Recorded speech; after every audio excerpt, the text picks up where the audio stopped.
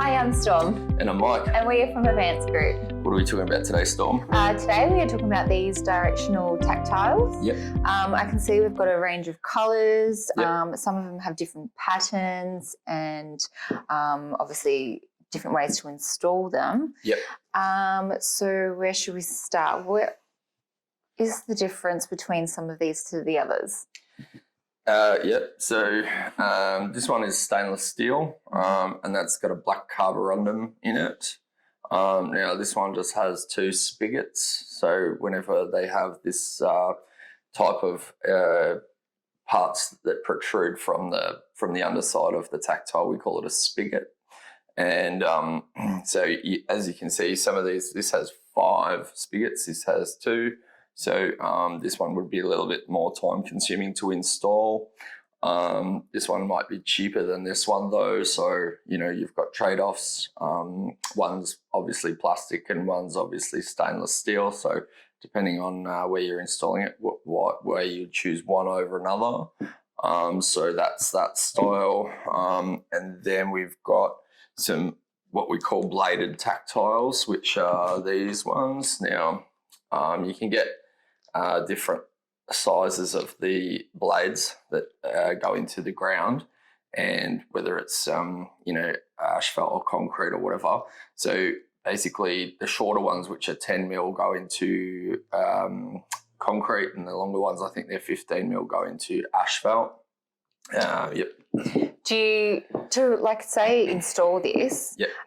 Do you have to kind of create like a gap for this just to fit in, or? Yeah, so to install the bladed tactiles, this would be wherever you have like a huge area to do. And so, if you're doing hundreds of meters of installations of tactiles per day, if you had to drill individual holes for every tactile to go, then it's going to be a lot more time consuming than if you were to use, say, a demo saw and cut a big long groove in the concrete or the asphalt, and then you can just tap these down into it. And they're all compression fit in this batch. These ones have some little dots here, and that's just so that it can be compression fit. So as you hit it in with the mallet, those will grip on the in the groove, and then you don't have to use any adhesive. Yeah. Yeah. And how long are these ones? Do they come in packs? Yeah. So we actually sell these individually, okay. And I don't. Yeah, from memory, I'd have to double check that, but don't quote me on it. But from my memory, these are all just sold individually. Yeah. So you just have to add up how many you need. Yep. But because if they do come individually, if yep. they obviously needed to buy a bulk to do so many areas yep. they need to do, they can get a discount perhaps. Yep.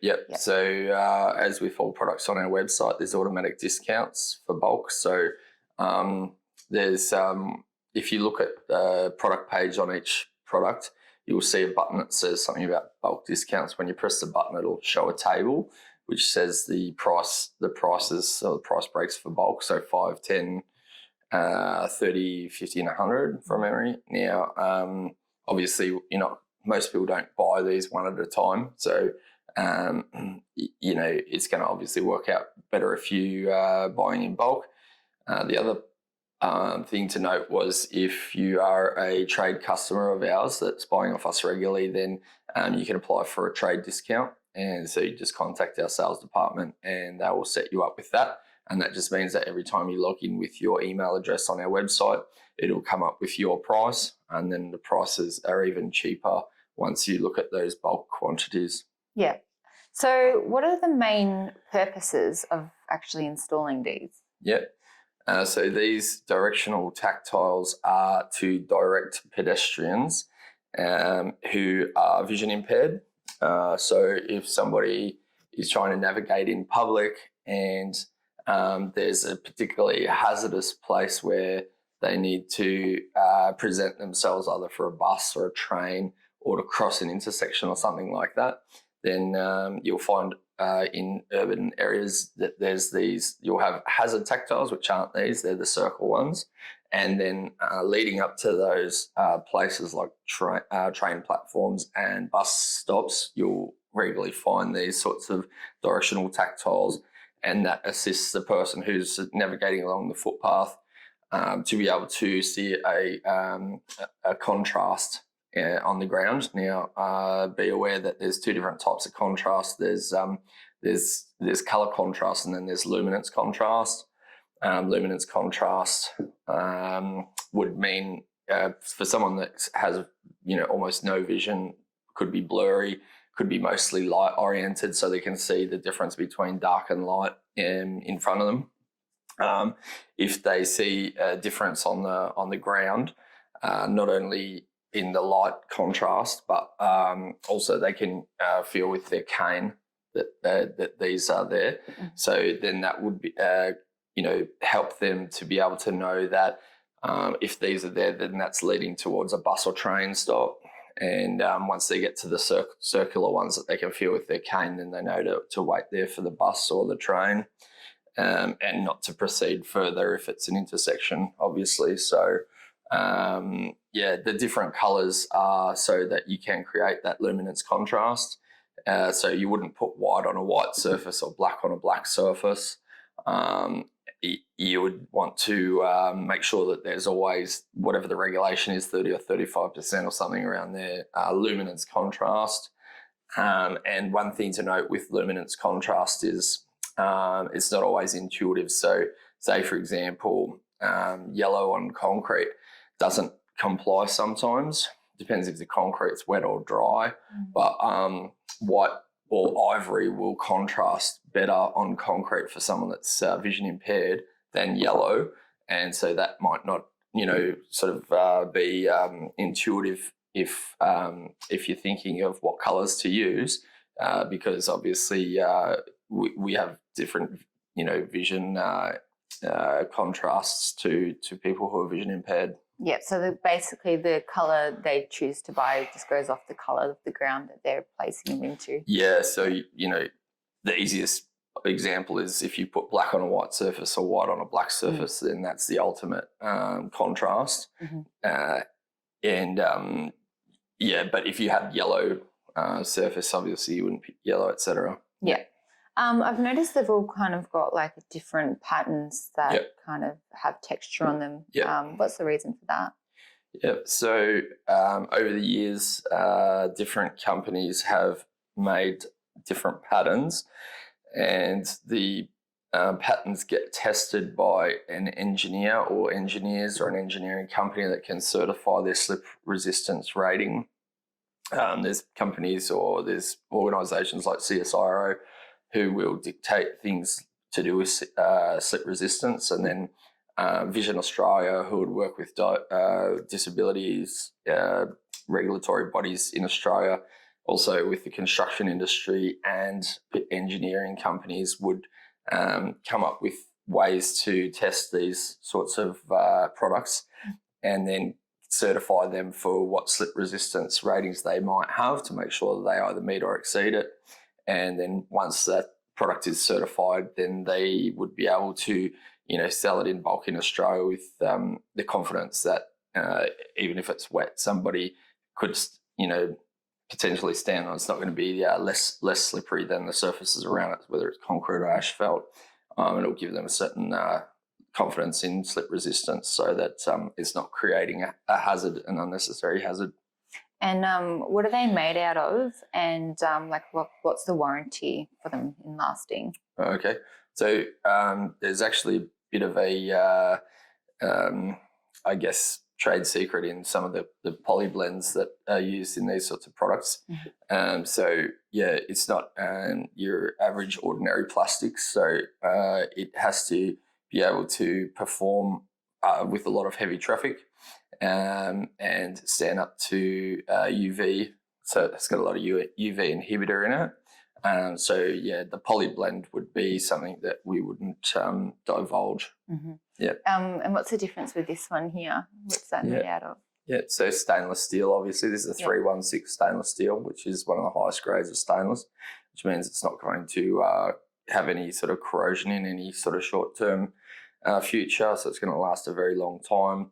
And the slip resistant stuff on the top is called carborundum, which is a very heavy duty sort of grit, which is going to last a long time with plenty of heavy traffic and not have any sort of corrosion, deterioration, sort of things like that you would expect some other products might have when it's say for example immersed in water for a period of time, etc. Mm-hmm.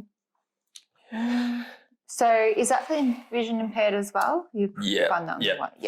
So if you have a premises where it's more upmarket and you're looking for something that's not plastic, so you could use something like stainless steel and black, just because you're after that look. Mm-hmm. So if you had a very a nice museum or something like that, you probably wouldn't you might not want to use plastic at your museum. Whereas if it's just at the train station or something like that, people might not be that concerned about having to have this because it's much more expensive. Yeah.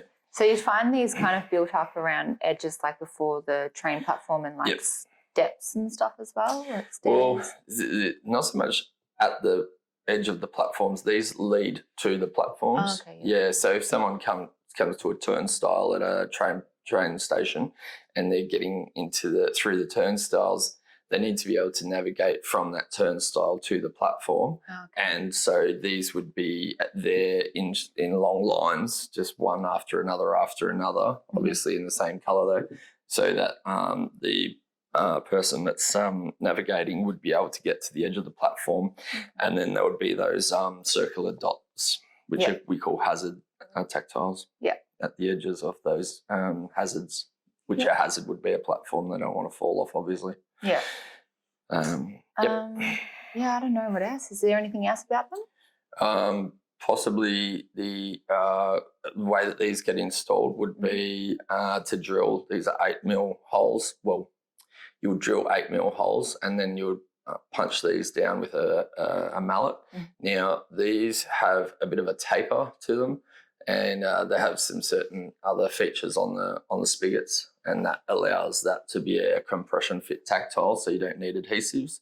So we sell templates for these that would have, say, 5 holes spaced in these spacings, and what that allows you to do is to be able to use the template, drill some holes, move it along, line up one of the holes with a previous hole you've already drilled, drill some more holes, do the same again, and continue your line of holes so that then you can tap these down in. So if you don't have to do a heap and it's more time and effort to get out a demo store and play around with that, then it's worth, if you just have a small quantity of these to do, then that's going to be in a way more efficient when you have a small quantity. When you have hundreds of meters, then this is the more efficient way. I've already mentioned the lengths of these blades. One's for asphalt, one's for concrete. And that's possibly getting to the end of what we need to talk about them, I guess. So just one more question. So like if they got to a point where this would become too long, can they in any way shorten this? Well, this doesn't come in. Yeah, you wouldn't cut this. No. So I wouldn't see people ever cutting these. No.